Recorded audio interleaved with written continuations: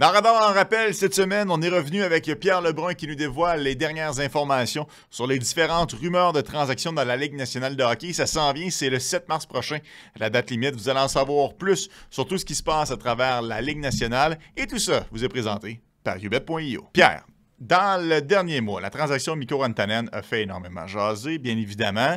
On s'attendait à ce que ce soit instantané, la chimie avec Sébastien Aho, qui le casse tout avec les Hurricanes.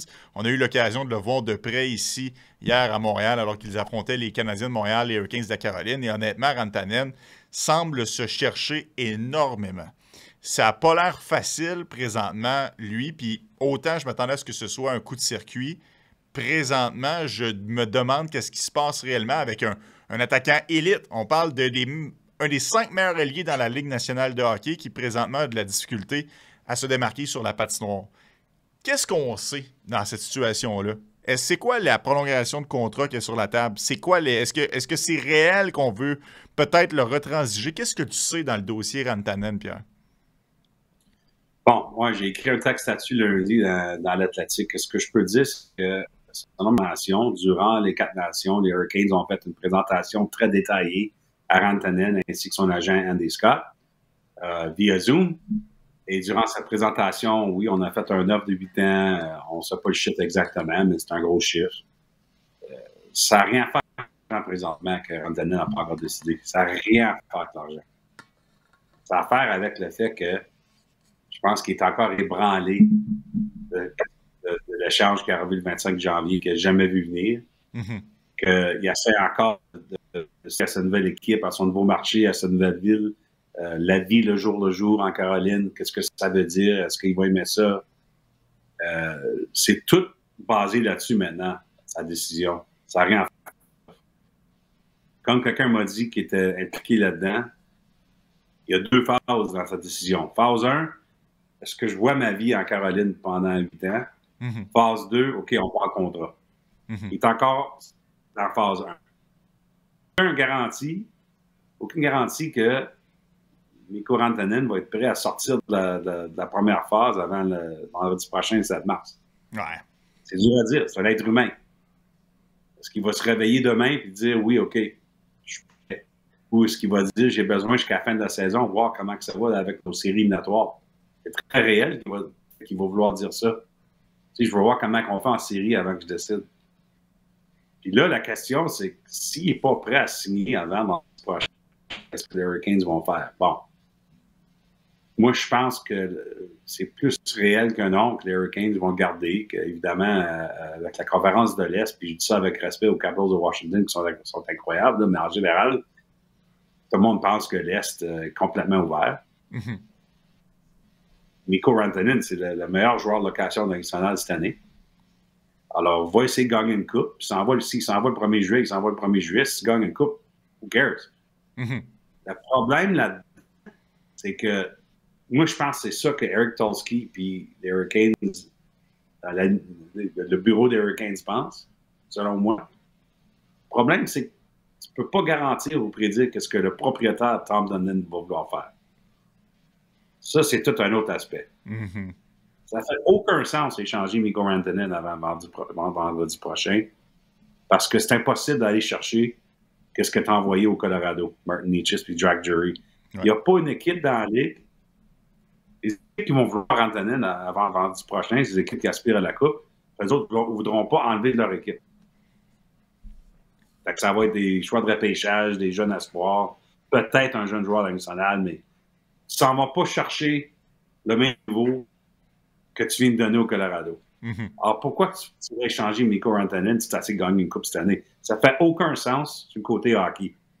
Mais comme je m'ai fait dire par plusieurs équipes cette semaine, le propriétaire, peut-être qu'il est fâché, peut-être qu'il est frustré, peut-être qu'il va absolument forcer son DG d'échanger Rantanen. On ne sait pas. C'est ça qui reste à voir. Mais je peux te dire que si Dundon fait ça, ça va vraiment changer, je pense, la façon qu'on voit on va voir les Hurricanes. Parce qu'ils ont fait un très bel échange. Même si on le perd le 1er juillet, c'est un coup de circuit. Ils veulent essayer de gagner cette année. C'est correct. Ça fait des années que c'est une bonne équipe. Des fois, il faut que tu prends ton coup. l'idée là, que s'il ne signe pas avant, tu vas bouder là, parce qu'il ne va pas signer avant le 7 mars. Puis peut-être, d'ailleurs, il va peut-être signer avant le vendredi prochain. Je ne dis pas qu'il ne signera pas. Mais s'il ne signe pas, ça ne fait aucun sens de l'échanger. Je trouve ça tellement étonnant là, que c'est même une possibilité. Mais ça l'est une possibilité parce qu'on ne sait pas ce que le propriétaire va vouloir faire. Tu as tellement raison, Pierre. Puis c'est vrai que c'est une situation particulière avec Dundon, mais c'est la réalité. Si jamais, puis là, je suis dans les scénarios hypothétiques parce que je te rejoins à 1000%.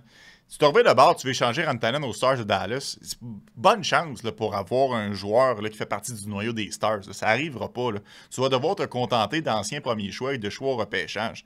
Mais est-ce que tu pourrais pas échanger Rantanen à une équipe qui n'est pas en séries éliminatoires, qui, elle, te donne un joueur qui va être pas du même calibre, mais presque, et Rantanen signe une prolongation de contrat avec cette équipe-là. Est-ce que ça pourrait pas être une porte de sortie pour Eric Tolsky, de l'envoyer avec une formation qui n'aurait pas de problème à te sortir un joueur de son noyau, parce que cette formation-là n'accomplira pas les séries cette année?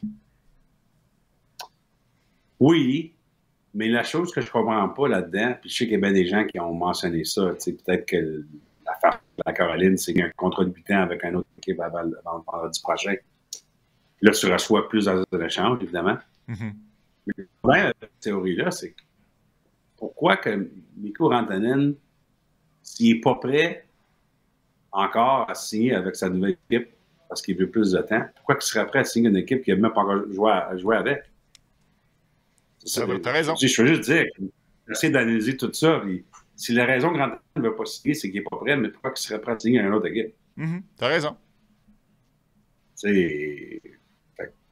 On verra bien. Là. Jours avant le vendredi prochain, mais 9 jours. Mais en tout cas, moi, c'est vraiment intéressant comme situation, ouais. Mais je pense qu'il devrait les changer. Je suis 100% de cette opinion-là.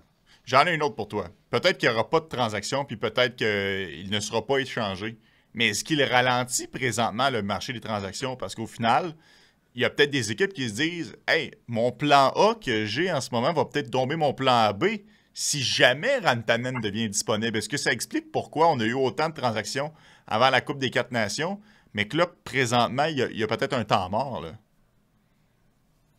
Oui, c'est intéressant. Je pense que la raison qu'on a eu des transactions avant la Coupe des Nations, c'est qu'il y a certaines équipes qui voulaient avoir leurs nouveaux joueurs en place, pour déménager leur famille, s'ajuster parce que durant la nation, tu ne peux pas vraiment rien faire. Mm-hmm. Fait que ça a vraiment impacté certaines décisions. Mais durant les 4 nations, il y a bien des équipes qui ont arrêté de s'appeler.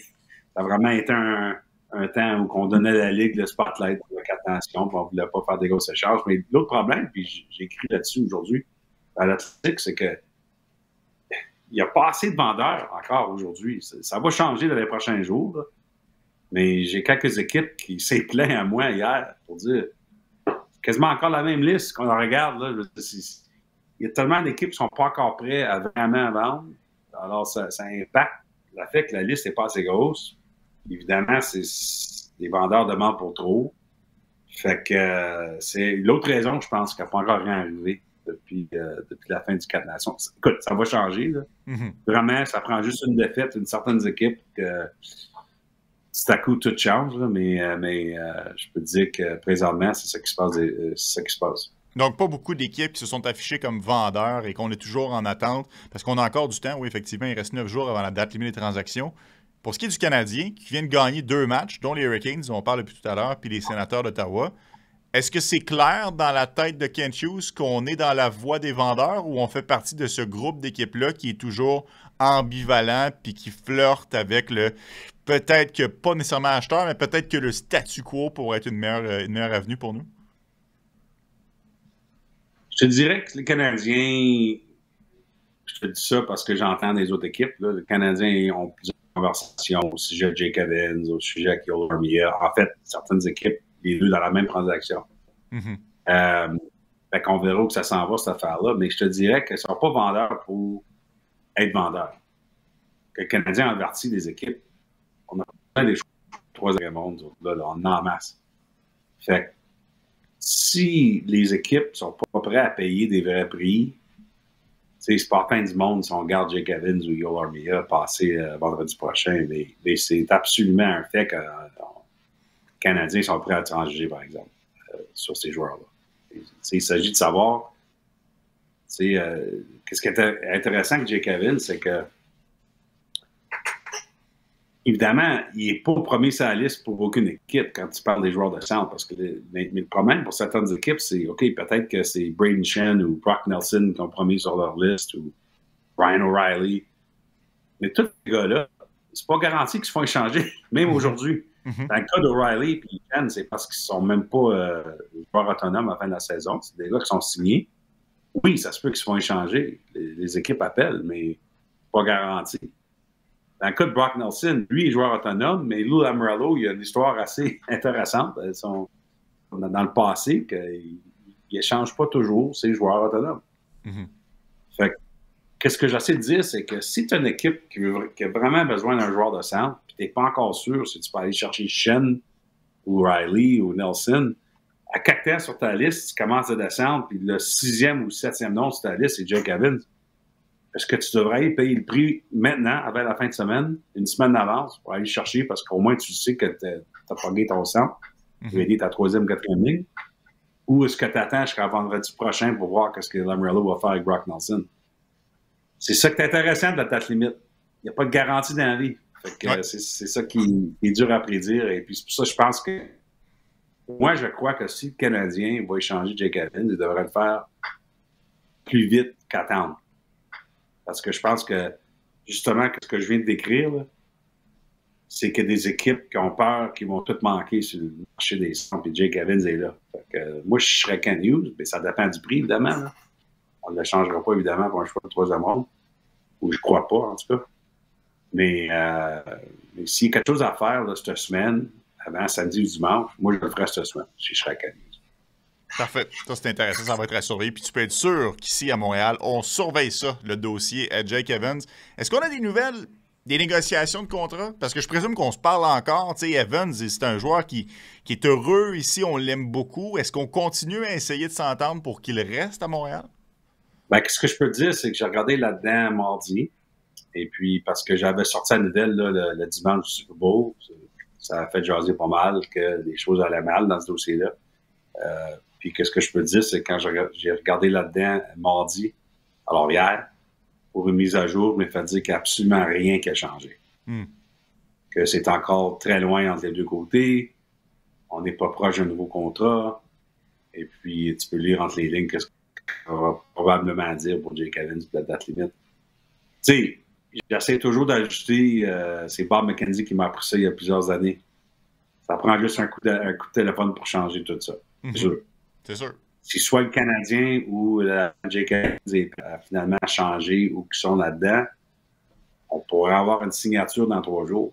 Il faut faire attention de dire que c'est final, c'est final. Il n'y a rien de final.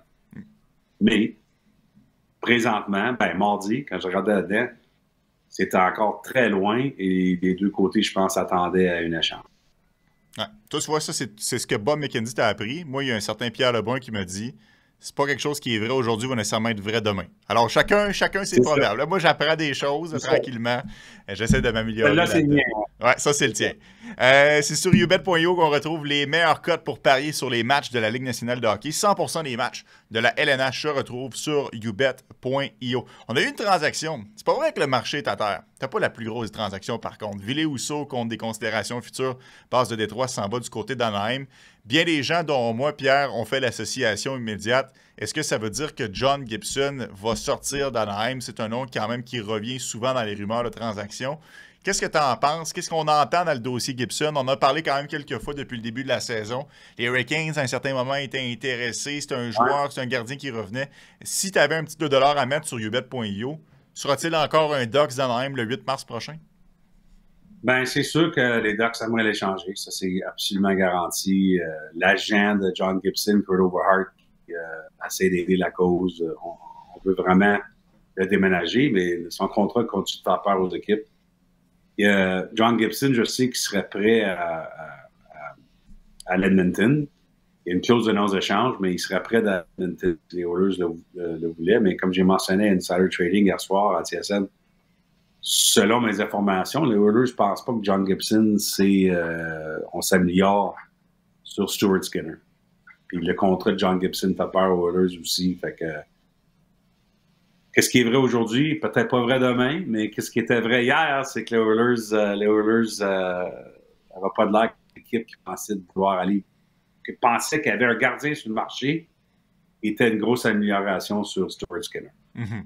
Alors, on verra s'il continue de penser ça aujourd'hui et vendredi prochain.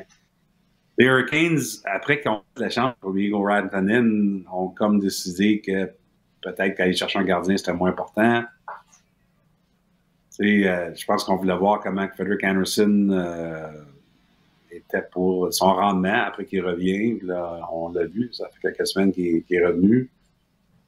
Ouais, Caroline, c'est peut-être encore une possibilité. Je te dirais juste parce qu'on sait, c'est un fait, Caroline et les Ducks ont eu plusieurs discussions l'été passé sur un échange pour John Gibson.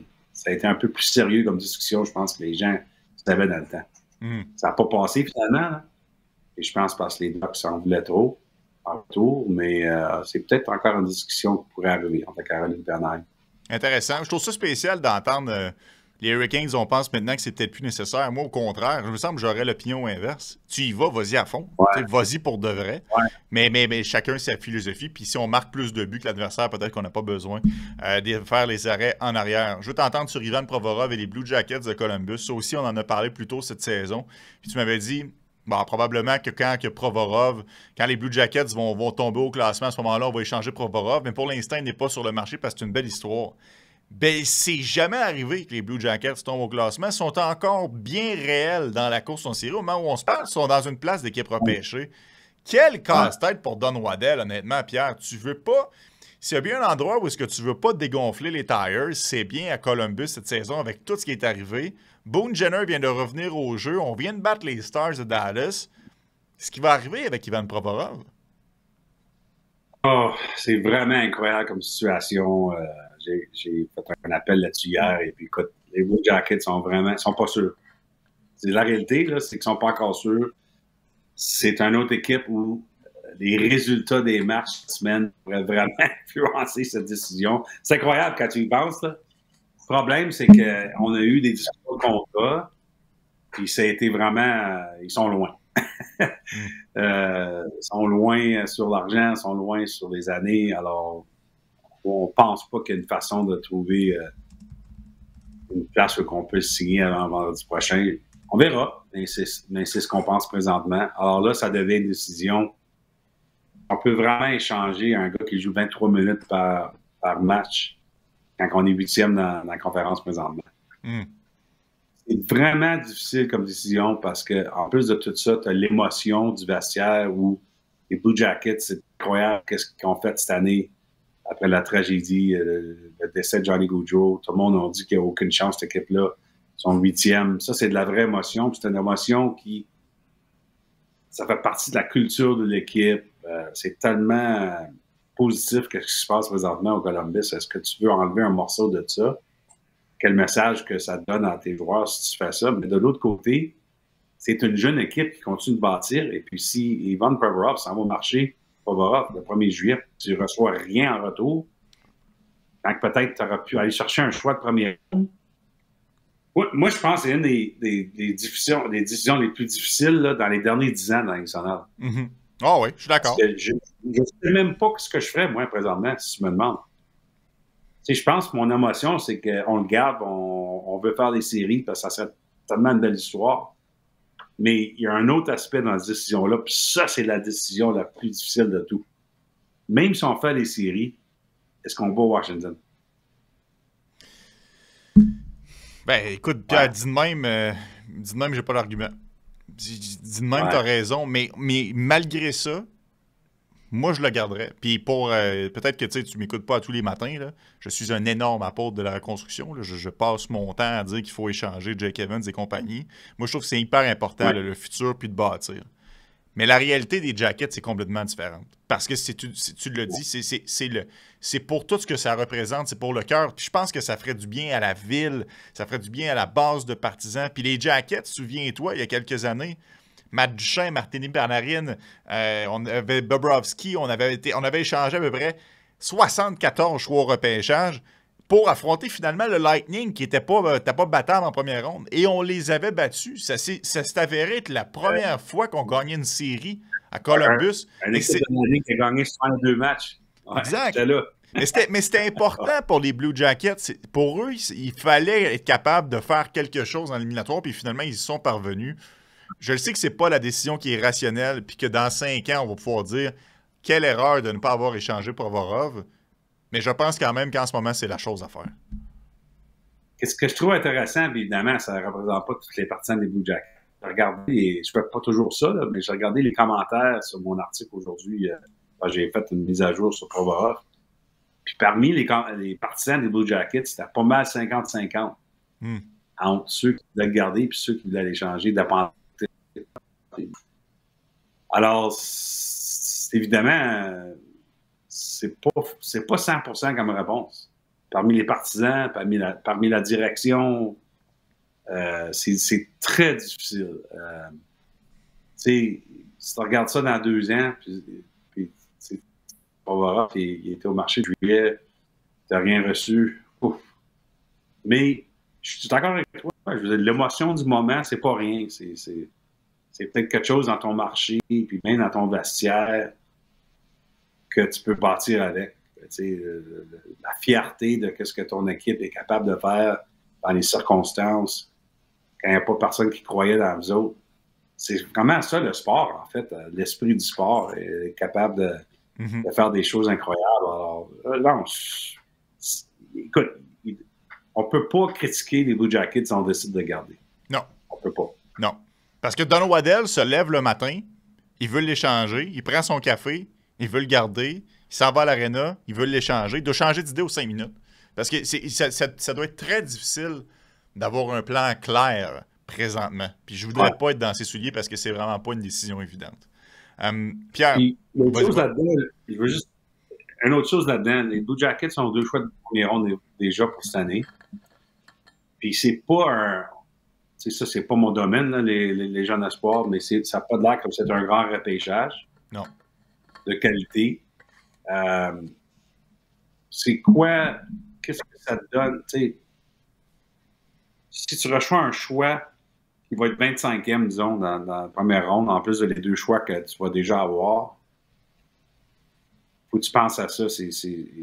Moi, je me demande, en fait, la vraie décision, c'est si une équipe offre un choix de première ronde en 2026 au lieu.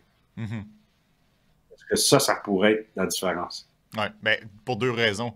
1, le repêchage va être plus fort. 2, tu ne sais jamais ce qui peut arriver à l'équipe.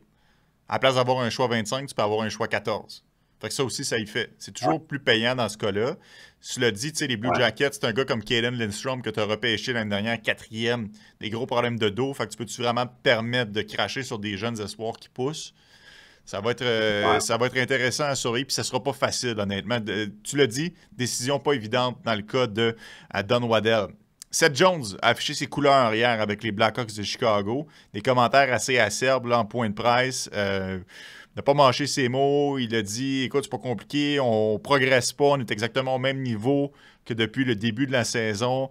Chicago, c'est pas évident. On avait décidé d'y aller avec une reconstruction assez complète pour mettre la main sur Connor Bedard. Ça a fonctionné. Maintenant, il faut rebâtir ça. Est-ce qu'on va rebâtir avec Seth Jones? Est-ce que Seth Jones va être échangé? Lui qui a quand même 5 ans de contrat à quoi? 9,5 millions? Ce sera pas 5 millions par année. Ça sera pas facile, ça, Pierre. Là. Ben, je peux te garantir que si Seth Jones se fait échanger, il ne sera pas à 9,5 millions par année avec sa nouvelle équipe. Ça va être un salaire réduit s'il se fait échanger. Ça, je suis 99% sûr. C'est la seule façon qu'on peut l'échanger, les Blackhawks. C'est encore un bon joueur, mais comme un DG m'a dit cette semaine, on le voit pas mal plus comme un 3-4 qu'un 1-2. Mais les 3-4, c'est important. C'est un gars qui peut encore jouer 20 minutes, des avantages numériques, de ton deuxième avantage numérique, etc. Mais c'est pas un gars qui vaut 9,5 millions, c'est sûr. Alors, si les Hawks sont prêts à réduire à 6,5 millions, disons, là, ça change le marché petit à coup. Parce que, tu sais, il y a 30 ans, un autre 5 ans, 6,5, le plafond salarial monte de façon assez assez agressif dans les prochains 3 ans. Mm-hmm. Je pense qu'il y a des équipes qui voient Seth Jones être correct à 6,5, même peut-être à 7. Mais ce qui est difficile là-dedans, c'est que premièrement, Seth Jones contrôle où il peut aller. Une clause de non-échange à 100%. C'est la raison que son agent, Pat Brisson, est impliqué le jour là-dedans. Ça fait 3 semaines que Pat Brisson est impliqué là-dedans avec la direction des Blackhawks. Mais mon point, c'est que c'est pas comme si tu as 16 équipes. Premièrement, je pense que Dallas, son choix numéro 1 à Seth Jones. Il a vécu partie de sa jeunesse à Dallas, puis évidemment, c'est une équipe qui aspire à la Coupe. Mais évidemment, si la Floride rentre là-dedans ou Tampa, je suis sûr qu'il y a d'autres équipes qui seraient prêtes à aller. Là. Mais c'est quoi son salaire quand il se fait échanger, s'il se fait échanger? Mais en retour de garder un partie de son salaire pour 5 ans et demi, là, les Blackhawks, ça change l'aspect de l'échange. Parce que si une équipe serait prête à prendre Seth Jones à 9,5 millions par année, c'est quasiment... Tu reçois quasiment rien en retour de la réalité. C'est vraiment le fait que le contrat s'en va. Mais là, si tu gardes 2 à 3 millions par année pendant 5 ans et demi, là, tu as le droit chez les Blackhawks de dire je veux ce jeune joueur-là ou je veux ça, je veux ça. Ça change le contexte de la négociation avec l'autre équipe. Alors, on verra où que ça va. Évidemment, les Stars, la blessure de Iskinen est à long terme. C'est pas sûr qu'il va être prêt pour le début des séries, d'ailleurs. Dans les dernières nouvelles. On a de l'espace avec le plafond salarial de faire des choses si on veut à Dallas. Malgré du fait qu'on a déjà été chercher Cody Ceci et Michael Granlund de San Jose avant les 4 Nations. Mais c'est pas garanti qu'il se fait échanger. C'est ça la réalité finalement. C'est que c'est peut-être un échange qui doit attendre cet été lorsqu'on peut peut-être amener d'autres équipes là-dedans. Avec le nouveau plafond salarial. Ouais. On verra bien. Parce que le problème, c'est que si tu n'acquiers pas un joueur de location, c'est que faut-tu le budget pour les prochaines saisons. Fait que si tu ramasses, je comprends bien que 6,5, c'est pas 9,5, mais tu as Wyatt Johnston aussi qui s'en vient avec les Stars. Fait que faut que tu penses à ça. Ouais, Jamie Benn, Jamie Benn, ouais, on s'entend que Jamie Benn n'aura pas le contrat qu'il a en ce moment et Wyatt Johnston, parallèlement aussi, à l'inverse, n'aura pas le même contrat qu'aujourd'hui. Mais ça va être intéressant à surveiller. Pierre, j'en ai une petite dernière pour toi avant de te laisser aller. Yannick Gourde a été opéré dernièrement, fin janvier. S'était blessé là, tout juste après le 1er janvier dernier. Recommence à patiner, recommence à s'entraîner. On surveille ça de près chez les équipes parce que Yannick Gourde, c'est un gagnant. 2, c'est un joueur qui peut amener de l'énergie, qui est capable de faire la différence. Puis je trouve que c'est exactement le genre de joueur que tu as besoin pour faire l'acquisition à la date limite. Pas nécessairement les top guns, mais les joueurs qui sont capables d'être complémentaires à une formation, puis ça rentre bien dans cette catégorie-là. Il attire les regards, Yannick Gourde? Il attire beaucoup de regards parce qu'il y a bien des équipes qui étaient inquiets lorsqu'il y a eu sa chirurgie le 31 janvier. Le Kraken avait annoncé ce jour-là que c'était le 5 de cette semaine. Sa période pour revenir. Vendredi prochain, le 7 mars, ça va être 5 semaines sur le jour. Il patine déjà. Et puis, il espère de jouer, de ce que je m'ai fait dire hier, il espère de jouer le 4 mars, ça c'est mardi. Pas garanti, par exemple. Évidemment, les docteurs doivent dire oui, etc. Mais le timing est assez important. Ça arrive à chaque année que tu as un joueur de même, là, qui revient d'une blessure, les équipes se demandent, qui sont prêts à payer, puis c'est toujours important de le voir jouer, même si on sait que ça ne sera pas son meilleur, s'il joue mardi prochain. Mais ça serait quand même important pour ses chances de se faire échanger, parce qu'il y a des Gourde, puis je me fais dire absolument, veut se faire échanger, il va aller jouer avec une équipe dans les séries. Il a gagné 2 coupes à Tampa, on le sait. Je suis totalement d'accord avec toi. Moi, c'est un des joueurs qui est comme en dessous du radar, que qui pourrait vraiment aider une équipe quand tu reconnais son expérience et la façon qu'il joue dans les séries éliminatoires, ce gars-là. Tu sais, je vais prendre les Leafs comme un exemple. Là. C'est sûr que ce qu'on sait, c'est que Toronto, là, leur numéro 1, c'est Brayden Schenn. On veut vraiment aller chercher Brayden Schenn chez les Maple Leafs de Saint-Louis. OK, c'est correct, mais ça, c'est une transaction qui est compliquée. Les Blues n'ont pas besoin de l'échanger. C'est pas un joueur de location. Fait que là, peut-être numéro 2, c'est pas vraiment Scott Hunter qui n'est pas joueur de location.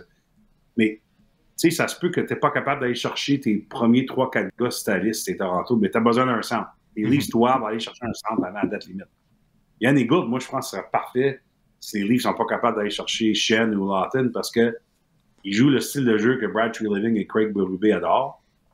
c'est un rôle parfait sur la troisième ligne où il y a eu un trou toute la saison à Toronto. Il joue dur dans la série, etc.